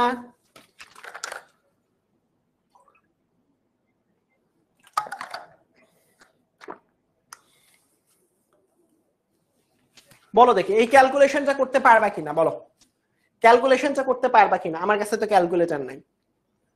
বলো তো এখানে কত আসে, এইটার মান কত আসে আমাকে একটু জানাও। এইটার মান কত আসে একটু, আমার কাছে ক্যালকুলেটর নাই তো, তোমরা একটু এইটার মান জাস্ট এইটুকের মানটা কত আসে বলো। 1 ডিভাইডেড বাই λ সমান সমান এইটুকের মান কত আসে আমাকে একটু কেউ জানাও তো। 1.2 ইন্টু 121 সামথিং এরকম।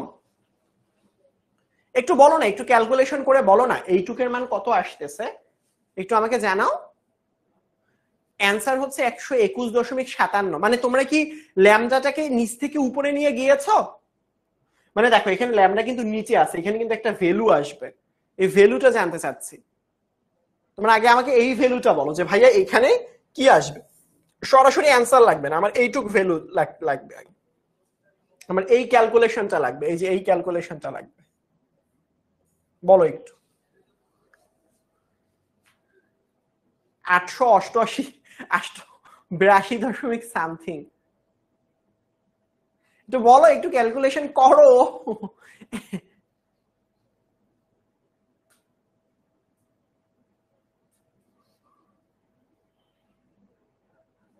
আচ্ছা 8.22 গুণন 10⁻³ 8.22, রাইট? এটা 8.22 গুণন 10⁻³ এরকম কিছু আসছে, এরকম কিছু আসছে।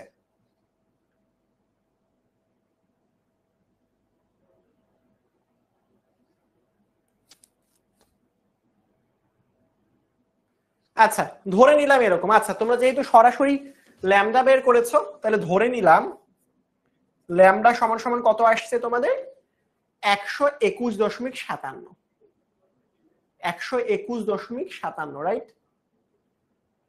একজন বলতেছে 8.22 গুণন 10⁻⁻1, উল্টা পাল্টা উত্তর আসতেছে কেন? আচ্ছা 121 সামথিং কত আসছে বলো? এখান থেকে যদি ল্যামডা বের করতে চাই সাইড চেঞ্জ করে কিন্তু নিচ থেকে উপরে নিতে হবে ল্যামডাকে। এটা তো নিয়েছো, নিচ থেকে উপরে নিলে ওইটাকে 1/2 করে দিতে হবে, এগুলো বেসিক জিনিস তো পারো, রাইট? 121.57 কোন এককে আসবে বলো তো বাবা?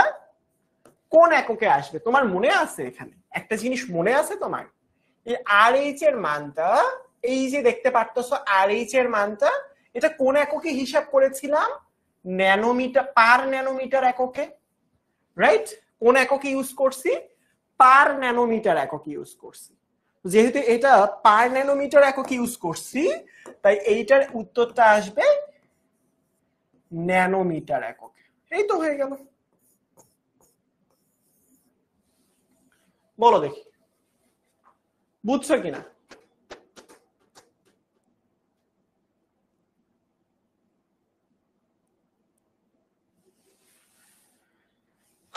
বুঝেছো কিনা বলো, বুঝেছো কিনা বলো? ঠিক আছে, পার আসবে না, আর পার আসবে না, অলরেডি এই যে এটা যেহেতু উপর থেকে নিচে নেমে যায় যার কারণে পার ন্যানোমিটারটা কেটে গিয়ে শুধু ন্যানোমিটার থাকে, বুঝছো? এই যে এখানের মধ্যে ওরা অ্যাংস্ট্রম এককে করে দিয়েছে। ঠিক আছে,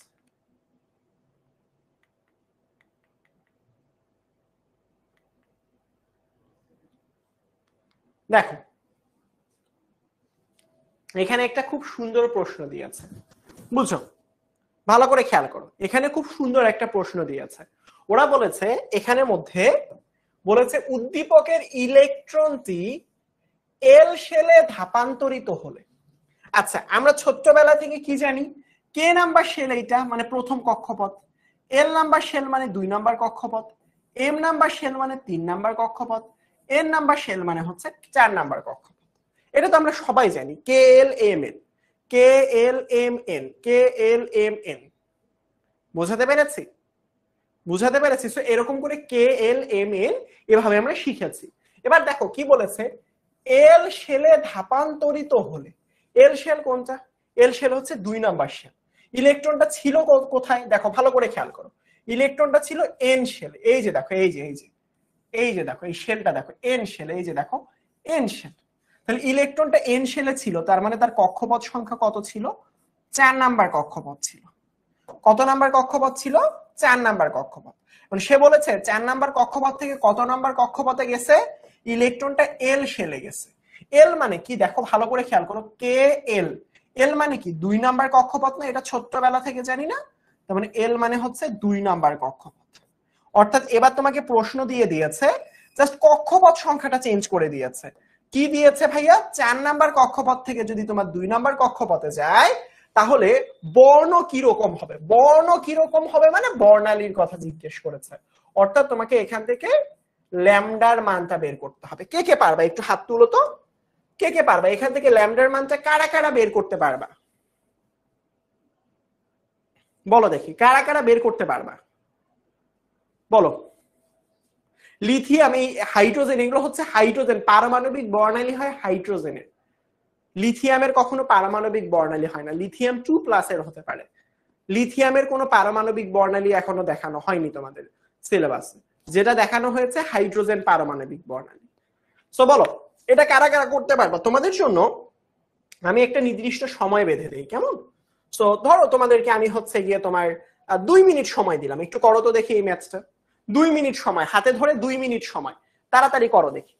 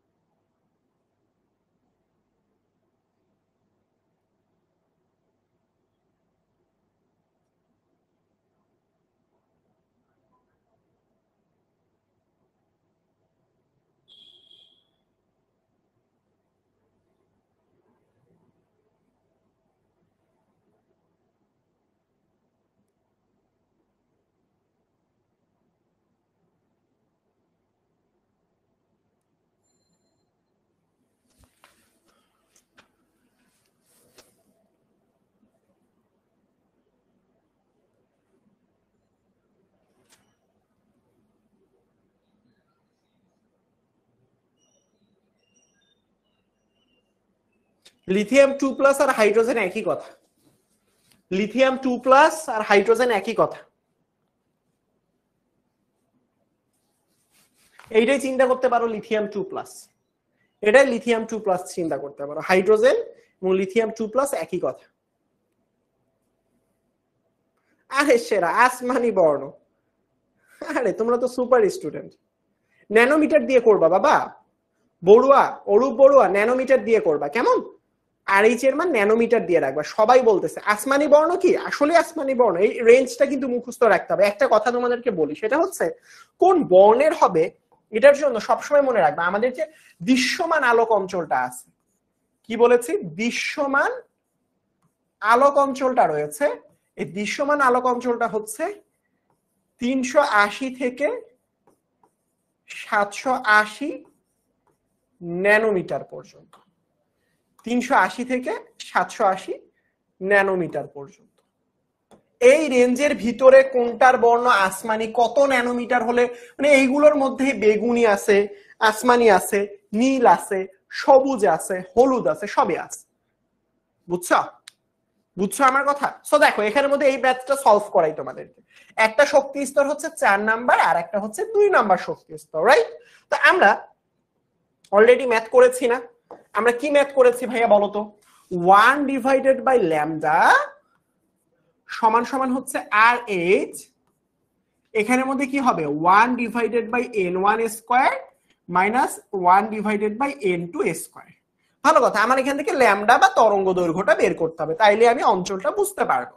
তাহলে RH এর মানটা কত বলেছি, 10 96 78, মানে 1 এর পরে একটা দশমিক দিয়ে দিব, গুণন 10 টু দি পাওয়ার কত বলতো -2 per nanometre, not nanometre, per nanometre, মনে রাখবা।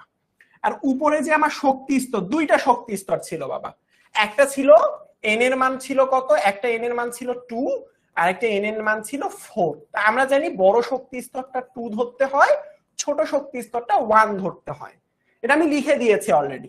তাহলে দেখো n1 এর মানটা কত হবে, n1 এর মানটা হবে 2, তার মানে এটা হবে 2 স্কয়ার মাইনাস 1/4 স্কয়ার। এখন তুমি তো এটা ক্যালকুলেশন করতেই পারবা, এটা ক্যালকুলেশন না করতে পারলে তো বাবা আসলে লজ্জাজনক ব্যাপার। আসলে এটা প্রথমে হিসাব করবা, তারপর যেই মানটা আসবে 1/, করে দিবা।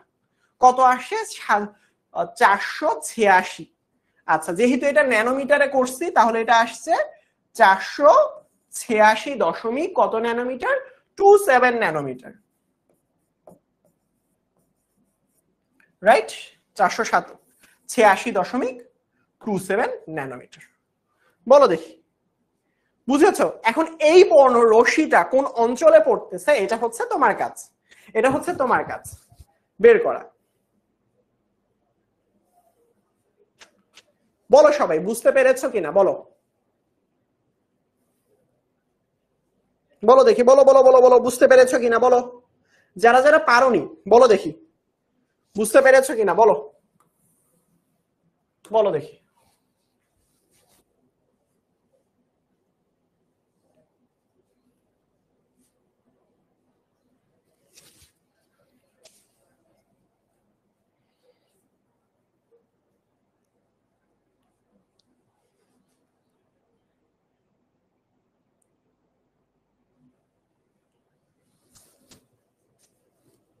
আসমানি বর্ণ, এক্স্যাক্টলি। এই রশ্মিটা দেখবা, ওই যে বললাম ল্যামডার বিভিন্ন মান আছে যে ওইগুলো মুখস্থ করবা, এটা হচ্ছে আসমানি বর্ণের মধ্যে পড়বে।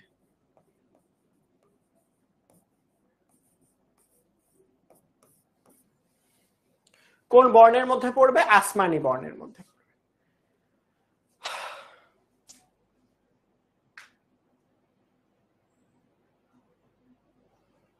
আচ্ছা এই যে একটা প্রশ্ন, আমরা একটা পেঁচালো প্রশ্ন আসলে, ন্যানোমিটারে কিভাবে নিব? আল্লাহ ন্যানোমিটারে তো কিছুই করতে হবে না, তুমি RH এর মানটা শিখিয়ে দিয়েছি তো, তুমি RH এর মানটা দেখো, ভালো করে খেয়াল করো, তুমি যদি RH এর মানটা পার ন্যানোমিটার এককে হিসাব করো তাহলে এটা ল্যামডার মানটা অটোমেটিকলি ন্যানোমিটারে চলে আসবে। সবসময় একটা জিনিস মনে রাখবা বাবা, সেটা হচ্ছে আমি তোমাদেরকে একটু আগে বলে দিয়েছি, দেখো সবসময় মনে রাখবা, তুমি যদি RH এর মানটা কোন এককে রাখো, ন্যানোমিটার এককে রাখো, কোন এককে? ন্যানোমিটার এককে রাখো, তাহলে তুমি অলওয়েজ ল্যামডার মানটাও ন্যানোমিটার এককেই পাবা। এটা তোমার মনে রাখতে হবে। তো আমরা আর এইচ এর মানটা কি এককে রাখছি তুমি বলো? আর এইচ এর মানটা আমরা ন্যানোমিটার এককে রাখি না? কত? 10 96 78, 1 এর পর দশমিক, গুণন 10⁻⁻² পার ন্যানোমিটারে আমরা পেয়ে যাই। যদিও বা এটা ন্যানোমিটার না, পার ন্যানোমিটার। এটা পার ন্যানোমিটার এককে যদি আমরা নেই না, তাহলে তোমার ল্যামডার মানটা অটোমেটিকলি আসলে যেটা বেরোবে ওটা ন্যানোমিটার এককেই থাকবে আসলে। এটা আমরা মনে রাখবো। জাস্ট আমরা আর এইচ এর মানটা পার ন্যানোমিটারে হিসাব করলেই এনাফ, আর কিচ্ছু লাগবে না। সো দেখো, একটা তোমাদেরকে পেঁচানো প্রশ্ন সলভ করতে দিই। পেঁচানো কি বলেছি? পেঁচানো প্রশ্ন, একটা পেঁচানো প্রশ্ন সলভ করবা। একটা একটু পেঁচানো প্রশ্ন। দেখো ভালো করে খেয়াল করো, এই পেঁচানো প্রশ্ন সলভ করার জন্য একটু চিন্তা করো। তোমাদেরকে আমি 2 মিনিট সময় দিলাম। এই প্রশ্নটা সলভ করার জন্য। প্রশ্ন একটু হিসাব নিকাশ করতে হবে, কালার গুলোর মান মুখস্থ রাখতে হবে। জেড স্কয়ার দিতে হবে না, হাইড্রোজেন পারমাণবিক বর্ণালী তো জেড এর মান হচ্ছে অলওয়েজ এখানে 1 ব্যবহার হয়। জেড হচ্ছে পারমাণবিক সংখ্যা, তো এইগুলো হাইড্রোজেন পারমাণবিক বর্ণালী যেখানে জেড এর মান অলওয়েজ 1 হয়। জেড দেয়া না দেয়া একই কথা। এবং আমাকে একজন জিজ্ঞেস করলো তোমরা বাবা যে ভাইয়া আপনি যে কালারটা হয় এটা কিভাবে বুঝলেন? এটার উত্তর দিয়ে দিয়েছি। 380 থেকে 780 ন্যানোমিটারের মধ্যে কখন কোন কালার হয় এটা তোমাদেরকে মুখস্থ রাখতে হবে। এটার কালারটা হয় বেনিয়া সহকলা, এর মধ্যে দৃশ্যমান আলোক অঞ্চল পড়ে, অর্থাৎ বেগুনি হতে পারে, নীল হতে পারে, আসমানি হতে পারে, এক এক সময় এক একটা রং হতে পারে। ক্যালকুলেশন তো বুঝাই দিলেন আফিজা, আল্লাহ এগুলো ক্যালকুলেশন তো ছোট বাচ্চার কাছে। আল্লাহ নিচ থেকে উপরে ভাগ করতে পারো না? হ্যাঁ,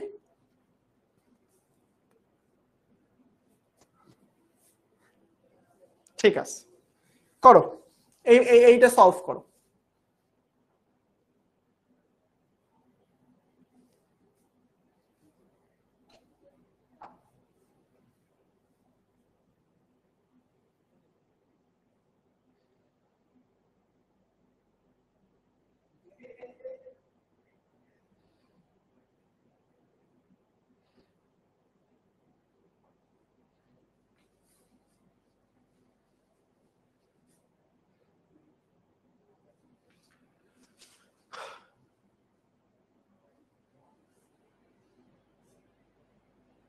আচ্ছা, আমি তোমাদেরকে একটা জিনিস বলি, বর্ণটা দৃশ্যমান হবে কিনা। দৃশ্যমান হওয়ার শর্তটা কি জানো? দৃশ্যমান হওয়ার শর্তটা হচ্ছে এর বর্ণটা বা এর ল্যামডার যে মানটা আছে সেই মানটা 380 থেকে 780 ন্যানোমিটারের মধ্যে হইতে হবে। মিটার এর মধ্যে হতে হবে, বুঝছি? 380 থেকে 780 ন্যানোমিটারের মধ্যে যদি হয় ল্যামডার মান, তাহলে দৃশ্যমান হয়। মজার বিষয়টা দেখো, ভালো করে খেয়াল করো। এই ম্যাথটা যখন করবা ল্যামডার মান বের করবা। দেখো ভালো করে খেয়াল করো, আমরা সবসময় এগুলোতে ল্যামডার মানই বের করি, দৃশ্যমান হবে কিনা, কোন অঞ্চলে পড়বে, কোন বর্ণ দেখাবে, সবসময় ল্যামডার মান বের করি। বাট এখানে একটা কাহিনী আছে, সেটা হচ্ছে আমি একটু পরে বলতেছি। এখানে আমরা আর এইচ বসাবো, তার পরবর্তীতে n1 square minus n2 square, এইটা নিব আমরা। খুবই ভালো কথা, কোনো সমস্যা নাই। দেখো এখানে 1 ডিভাইডেড বাই ল্যামডাটা লিখবো, তাহলে এই যে দেখো আর এইচ এর মানটা কত হবে? আর এইচ এর মানটা হচ্ছে 10 96 78 গুণন 10⁻⁻² পার ন্যানোমিটার। এটা কোন এককে রাখবো? পার ন্যানোমিটার। তোমার ঝামেলা যেই জায়গায় সেটা হচ্ছে এখানে n1 এবং n2 এর মানের জায়গায় ঝামেলা আসলে। কিরকম ঝামেলা ভালো করে খেয়াল করো। প্রশ্নটা বলেছে, প্রশ্নটা একটু খেয়াল করো, ভালো করে খেয়াল করো, প্রশ্নটা একটু দেখো। সেটা হচ্ছে তোমাকে এখানে কি বলেছে? দ্বিতীয় প্রধান। আচ্ছা, দ্বিতীয় প্রধান বলা মানে তুমি একটা শক্তি স্তরের মান পেয়ে গিয়েছো, যে শক্তি স্তরটা হচ্ছে দ্বিতীয় প্রধান মানে হচ্ছে, দেখো ভালো করে প্রশ্ন বুঝো, ধরলাম এটা হচ্ছে প্রথম শক্তি স্তর, এইটা হচ্ছে দ্বিতীয় শক্তি স্তর, এটা হচ্ছে কত নম্বর শক্তি স্তর? দ্বিতীয় শক্তি স্তর। বুঝো এখানে এইটাই বলছে দ্বিতীয় প্রধান শক্তি স্তরের তৃতীয় রেখার। এটা আবার কেমন কথা ভাইয়া, যে দ্বিতীয় প্রধান শক্তি স্তরের তৃতীয় রেখার? এই কথাটার অর্থ তো বুঝতেছি না। তার মানে এটা খুবই সোজা, দ্বিতীয় প্রধান থেকে তুমি এরপরে তিনটা রেখা টানবা, এরপরে তিনটা রেখা যাবা, একটা রেখা, দুইটা রেখা, তারপরে তিনটা রেখা, এইভাবে যাওয়ার কথা বলেছে, এইভাবে যাওয়ার কথা বলেছে। তার মানে এটা ছিল কি দ্বিতীয় রেখা না? দ্বিতীয় রেখার পরে ধরো সে কি বলেছে, দ্বিতীয় রেখায়, বুঝো বলেছে দ্বিতীয় প্রধান শক্তি স্তরে তৃতীয় রেখা, অর্থাৎ 2 নাম্বারের পর আরো 3 ধাপ যাবা, 2 নাম্বারে যাওয়ার পর আরো 3 ধাপ যাবা। বুঝতে পেরেছো? এইটাই বলছে। এটা কি 2 নাম্বারে গেছো না, ধরো এখানে যাবা 1 ধাপ, এটা হচ্ছে 1 ধাপ, এটা হচ্ছে আর 1 ধাপ। বুঝাইতে পারছি কি পারি নাই বলো? বলছে দ্বিতীয় প্রধান শক্তি স্তরে তৃতীয় রেখা, তাহলে দ্বিতীয় শক্তি স্তর এটা এইটা, তাহলে এখান থেকে 3 নাম্বার ধাপ কোনটা বলো তো? এরপরের প্রথম এটা, দ্বিতীয় এটা, তৃতীয় এটা, অর্থাৎ সে তারা আসলে এই শক্তি স্তরটার কথা বুঝিয়েছে, তারা আসলে এই শক্তি স্তরটার কথা বলেছে। যারা যারা এতক্ষণ ধরছো একটা এন এর মান 2 আর একটা এন এর মান 3, তারা আসলে ভুল করেছো। বুঝাইতে পারছি? তারা আসলে ভুল করেছো। কেন? দ্বিতীয় রেখা মানে কি? দ্বিতীয় রেখা মানে এটা হচ্ছে দ্বিতীয় রেখা, এখান থেকে তৃতীয় রেখা মানে এখান থেকে তোমাকে আরো 3 ধাপ সামনের দিকে এগিয়ে যেতে বলেছে। অর্থাৎ তুমি টোটাল হিসাব করো, দেখো কত আসে। এটা ছিল প্রথম, এটা দ্বিতীয়, এটা ছিল তৃতীয় রেখা, এটা ছিল চতুর্থ, এটা ছিল পঞ্চম। তার মানে একটা এন এর মান হচ্ছে কত? 2, আর একটা এন এর মান হচ্ছে 5। বোঝাতে পারছি কিনা বলো তো বাবা? বলো দেখি, একটা এন এর মান 2 আর একটা এন এর মান 5 কিভাবে হলো? বোঝাতে পারছি কি পারিনি বলো? বলো দেখি বোঝাতে পেরেছে কিনা। প্রশ্নটা খুবই সোজা। তোমাকে কি বলেছে? দ্বিতীয় প্রধান শক্তি স্তরের তৃতীয় লাইনে, যার কারণে দ্বিতীয় শক্তি স্তর কোনটা ছিল? এটা 1, এটা 2। 2 নম্বর শক্তি স্তরের তৃতীয় লাইন কোনটা? একটা, দুইটা, তিনটা, অর্থাৎ এই লাইনের কথা বলেছে। যদি এটা হয়তো 1, এটা 2, এটা 3, এটা 4, এটা 5, অর্থাৎ একটা 2 নাম্বার শক্তি স্তরের কথা বুঝিয়েছে আর একটা 5 নাম্বার শক্তি স্তরের কথা বুঝিয়েছে। ক্লিয়ার? তার মানে আমরা এখান থেকে কি বুঝাইতে পারলাম? একটা শক্তি স্তরের মান, তাহলে ছোট শক্তি স্তরের মান হচ্ছে n1, অর্থাৎ এটার সামনে 2 স্কয়ার, আর একটা শক্তি স্তরের মান n2, অর্থাৎ এটার উপরে 5 স্কয়ার। এখন এটা তো তুমি ক্যালকুলেশন পারবাই। তো ল্যামডার মান কত আসতেছে বলো তো ক্যালকুলেশন করলে? বলো দেখি ল্যামডার মান কত আসতেছে বলো? ল্যামডার মান কত আসছে বলো? ল্যামডার মান কত আসছে বলো বলো বলো বলো বলো? তোমরা তো ক্যালকুলেশন ভালো পারো মাশাআল্লাহ। এইটা ক্যালকুলেশন পারবা না, ক্যালকুলেটরে বসাইলে, এইটার মান বসাইলে, এটা ইনভার্স করলেই তো বের হয়ে যাচ্ছে। রেখাকে বলছে, এখন বুঝাইছে তোমাকে যাতে একটু পেঁচায় বলছে, একই কথা। এখন রেখা বলছে কারণ টিচারের মন চাইছে। ওইটা যদি বলতো যে তৃতীয় কক্ষপথ, তাও হইতো, কোনো সমস্যা নেই। এমসিকিউতে আসলে এইভাবেই করবা, কোনো উপায় নেই, এগুলো শর্টকাট নাই বাবা। 434.17, রাইট? 434.17, 434.17 ন্যানোমিটার। তাহলে আমি প্রথমে কি বলেছিলাম বলতো? আমি বলেছিলাম যদি তোমার ল্যামডার মানটা 380 থেকে 780-র মধ্যে পড়ে তাহলে এটা দৃশ্যমান হবে। এটা কি 380 থেকে 780-র মধ্যে? এটা কি 380 থেকে 780-র মধ্যে? উত্তর হচ্ছে হ্যাঁ ভাইয়া, এটা 380 থেকে 780-র মধ্যে। তাহলে এটা কি হবে? এটা আসলে দৃশ্যমান হবে।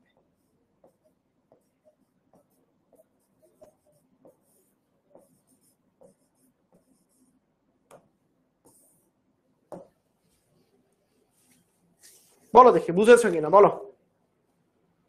আমি কি বলেছি ওখানে? দৃশ্যমান হওয়ার শর্ত হচ্ছে ল্যামডার মান 380 থেকে 780 হতে হয়, রাইট? তো এখানে 380 থেকে 780 ন্যানোমিটারের মধ্যে পড়ছে। কেমনে বুঝছি? কারণ এই এককটা ন্যানোমিটার এককে, পার ন্যানোমিটার এককে নিয়েছিলাম।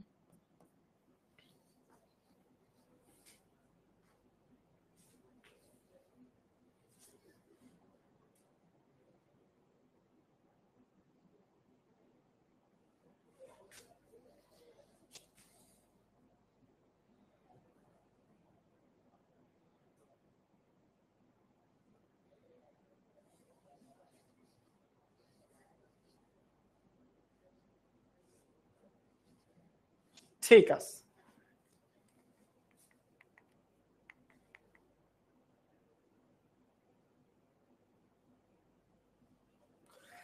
চলো এটা তোমাদের একটা হোমওয়ার্ক দিই।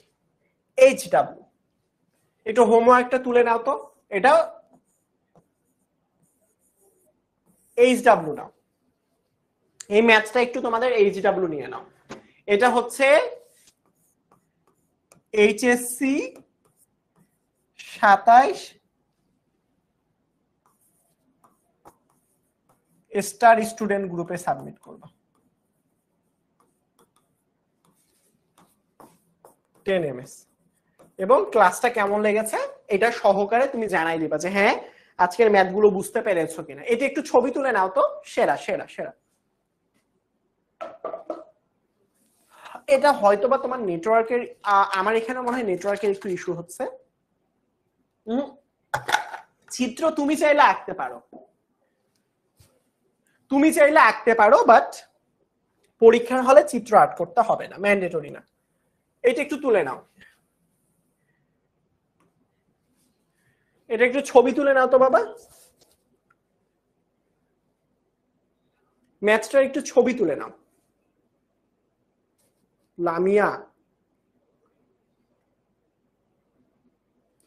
আজকের মধ্যে দিয়ে দেওয়ার চেষ্টা করো, পরে আবার সাবমিট হবে না। আচ্ছা চলো, এই যে দেখো বিভিন্ন তরঙ্গ দৈর্ঘ্যের মানগুলো আমরা বের করলাম না, বিভিন্ন তরঙ্গ দৈর্ঘ্যের মান। এই যে দেখো বিভিন্ন, যে বললা যে ভাইয়া কিভাবে আপনি জানেন কোন রশ্মিটা কোন বর্ণের মধ্যে হবে। এই যে দেখো আমি তোমাদেরকে দেখাই। আরে আপু আপনি চুপ থাকেন তো। এই যে দেখো, এই যে দেখো, দেখছো বিভিন্ন রশ্মি হইতে পারে নিম্ন শক্তি স্তর থেকে ইলেকট্রন উচ্চ শক্তি স্তরে গেলে। এটা হচ্ছে শক্তি দিচ্ছি, দেখো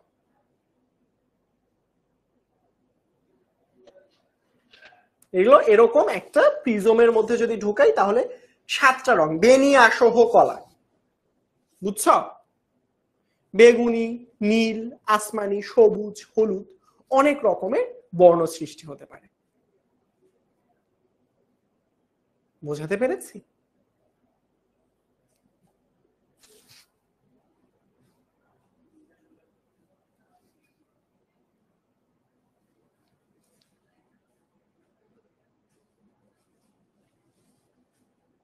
এই যে ভিজিবল রাইট, বেনিয়া সহ কলার মধ্যে বলে যে এন এর মান 2, 2 নম্বর কক্ষপথে। দেখছো এই যে বামার, এই যে লাইম্যান বামার, এগুলো আমরা পড়বো পরবর্তীতে। তার পরবর্তীতে এই যে বিভিন্ন বর্ণ যদি তুমি দেখতে চাও কালারফুল, এখানে দেখতে পারো।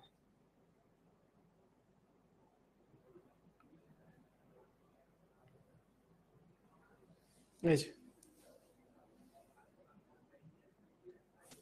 বিভিন্ন রকম বর্ণ, এই যে একজন বের করলে না, আসমানি, সবুজ, হলুদ, বেগুনি, বিভিন্ন রকম বর্ণ হতে পারে। এই যে লাল, বিভিন্ন সময় এটা তরঙ্গ দৈর্ঘ্যের উপর নির্ভর করে।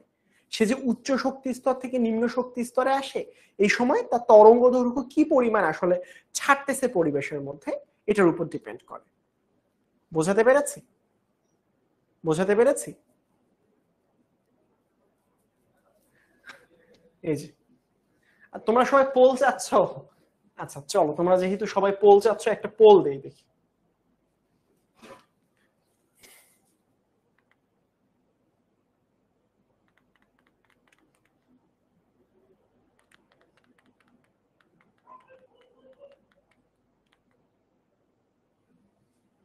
এটা করো তো দেখি কয়জন পারো। 9-10 এর একটা ক্লাসের পড়া দিলে, নিচের কোনটি বর্ণালীর জন্য বোর পরমাণু। আমি একটা হিন্টস দিই, হিন্টসটা হচ্ছে 1 ইলেকট্রন বিশিষ্ট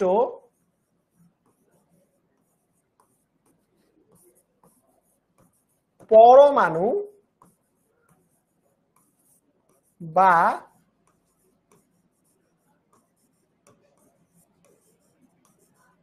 আয়নের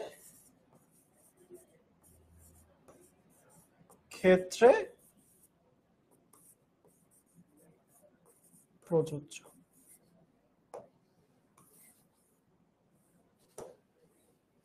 এখন খুঁজে বের করো কোথায় একটা ইলেকট্রন আছে, একটু খুঁজে বের করো তো কোথায় একটা ইলেকট্রন আছে। এটা 9-10-এও পড়েছিল যদিও বা।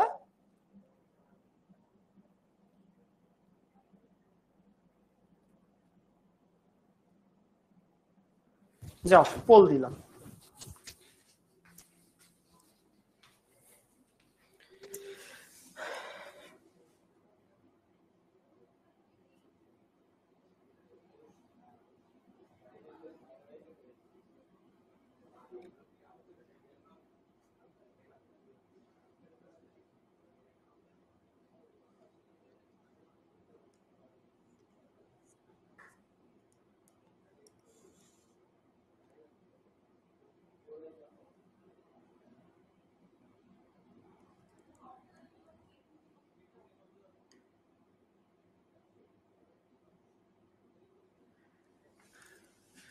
ঠিক আছে, সো দেখো দেখো এখানের মধ্যে ভালো করে খেয়াল করো, অনেকেই মনে করতেছো হাইড্রোজেন প্লাস, কিন্তু না বাবা, আমাকে এখানে দেখতে হবে এক ইলেকট্রন বিশিষ্ট একটা ইলেকট্রন কোথায় আছে। তুমি বলো তো বাবা, একটা ইলেকট্রন কোথায় কোথায় পাওয়া যায়? হাইড্রোজেনের মধ্যে খেয়াল করবা, হাইড্রোজেনের মধ্যে ইলেকট্রন সংখ্যা হচ্ছে একটা ইলেকট্রন, নট হাইড্রোজেন প্লাস। হিলিয়ামে ইলেকট্রন দুইটা, বাট হিলিয়াম যদি তার একটা ইলেকট্রন ত্যাগ করে দেয় মানে একটা প্লাস, তার মানে তার ইলেকট্রন সংখ্যাও একটা। লিথিয়ামে ইলেকট্রন সংখ্যা তিনটা, সে যদি দুইটা বের করে দেয় অর্থাৎ লিথিয়াম 2+, তার ইলেকট্রন সংখ্যা হচ্ছে একটা। যদি আমি বেরিলিয়ামের কথা বলি, বেরিলিয়ামের ইলেকট্রন 4টা, সে যদি 3টা ত্যাগ করে দেয় তাহলে ইলেকট্রন সংখ্যা হবে একটা। এই যে এদের ক্ষেত্রে শুধুমাত্র প্রযোজ্য। তো অনেকে আসলে যেটা ম্যাক্সিমাম ভুল করেছো, তারা আসলে হাইড্রোজেন প্লাস কে আসলে দিয়েছো, কিন্তু না বাবা, হাইড্রোজেন প্লাসে তো কোনো ইলেকট্রন নাই। হাইড্রোজেন মানে কি? হাইড্রোজেনে একটা, হাইড্রোজেন প্লাস মানে ইলেকট্রন সংখ্যা শূন্যটা। শূন্যটা কি বলেছি? শূন্যটা। বোঝাতে পেরেছি? হিলিয়াম প্লাস, হিলিয়ামে ইলেকট্রন ছিল দুইটা, কিন্তু একটা প্লাস হওয়ার কারণে অর্থাৎ একটা ত্যাগ করে দেওয়ার কারণে একটা ইলেকট্রন থাকবে তার। বোঝাতে পেরেছি? লিথিয়াম প্লাস মানে লিথিয়ামে ইলেকট্রন তিনটা ছিল, কিন্তু একটা প্লাস হওয়ার কারণে ইলেকট্রন সংখ্যা আছে এখন আর দুইটা। বেরিলিয়ামে ইলেকট্রন ছিল 4টা, একটা প্লাস মানে একটা বের করার কারণে তার 3টা ইলেকট্রন আছে। এই যে, তাহলে আমি কি বলেছি, শর্তটা কি ছিল? শর্তটা ছিল এক ইলেকট্রন বিশিষ্ট পরমাণু বা আয়নের ক্ষেত্রে। বুঝছ? এই যে, তার মানে এটা হবে বি নাম্বারটা। বি নাম্বার কিভাবে হয় বুঝিয়ে দিয়েছি, একটু দেখে নাও। এই যে, এই যে এদের সবার ক্ষেত্রে প্রযোজ্য, সবার ক্ষেত্রে। সবাই হাইড্রোজেন আর হিলিয়াম প্লাস এক জিনিস মনে করিও না, বুঝছ? বর্নি হাইড্রোজেন এবং হিলিয়াম প্লাস এক জিনিস না। হাইড্রোজেনের ক্ষেত্রে প্রযোজ্য, হাইড্রোজেন প্লাসের ক্ষেত্রে প্রযোজ্য নয়। বোঝাতে পেরেছি? আই হোপ বোঝাতে পেরেছি তোমাদের। সুতরাং তোমরা তোমাদের হোমওয়ার্কটা সাবমিট করে ফেলবা, দরকার হলে এটার স্ক্রিনশট নিতে পারো। এই যে কোনটির ক্ষেত্রে প্রযোজ্য সবসময় মনে রাখবা, এদের ক্ষেত্রে আসলে প্রযোজ্য। এদের ক্ষেত্রে খুবই গুরুত্বপূর্ণ একটা প্রশ্ন এটা। তোমাদের এটা এসএসসি তেও আসতো, এইচএসসি তেও খুবই আসে এই এমসিকিউটা। খুবই খুবই খুবই গুরুত্বপূর্ণ। আমরা আরো দিব, আমরা হচ্ছে পেইড কোর্সের মধ্যে আরো দিব ইনশাল্লাহ। সেখানের মধ্যে এই যে এখানে আছে আরো কোনটির জন্য বোর পরমাণু মডেল প্রযোজ্য, হিলিয়াম প্লাস। থাক, এগুলো আমরা অনলাইন ব্যাচের জন্য রেখে দিলাম, এগুলো আমরা অনলাইন ব্যাচে করাবো ইনশাল্লাহ। বোঝাতে পেরেছি? সো এই তো তোমাদেরকে ধন্যবাদ বাবা। এবং যারা যারা আমাদের কোর্সে ভর্তি হবা, শুধুমাত্র 16910 তে যদি তুমি ফোন করো, বুঝছ? 16910। ভাইয়া বামার সিরিজটা মনে কেমনে রাখবো? বামের সিরিজ মানে কি ভাইয়া? ঠিক আছে, তোমাদের সাথে দেখা হবে কোর্সের ক্লাসে ইনশাল্লাহ। তোমাদের ক্লাসটা কেমন লেগেছে অবশ্যই অবশ্যই ক্লাস শেষে তোমাদের জানাতে ভুলো না। ম্যাথগুলো পারতেছো কিনা, বিভিন্ন সময় তরঙ্গ দৈর্ঘ্যের মান ল্যামডা আকারে বের করতে পারতেছো কিনা, এইগুলো অবশ্যই অবশ্যই জানাতে ভুলবা না ইনশাল্লাহ। সো তোমাদের সাথে দেখা হবে কোর্সের ক্লাসে ইনশাল্লাহ। আমাদের কোর্সের ক্লাস কিন্তু অলরেডি শুরু হয়ে গিয়েছে, 3-4টা ক্লাসও হয়ে গিয়েছে। সো তোমাদের কোর্সে ক্লাসে দেখা হবে। যারা যারা ভর্তি হতে যাও শুধুমাত্র 16910 এই নাম্বারে ফোন দিলে 1 মাসের কোর্স কত টাকা, কত কিভাবে ভর্তি হবো সবকিছু শুধুমাত্র এই নাম্বারটাতে কল করলে সবকিছু সলিউশন পেয়ে যাবে ইনশাল্লাহ। আশা করি খুবই ভালো লেগেছে তোমাদের ক্লাসটা। সবাই ভালো থাকবা। আসসালামু আলাইকুম, আল্লাহ হাফেজ।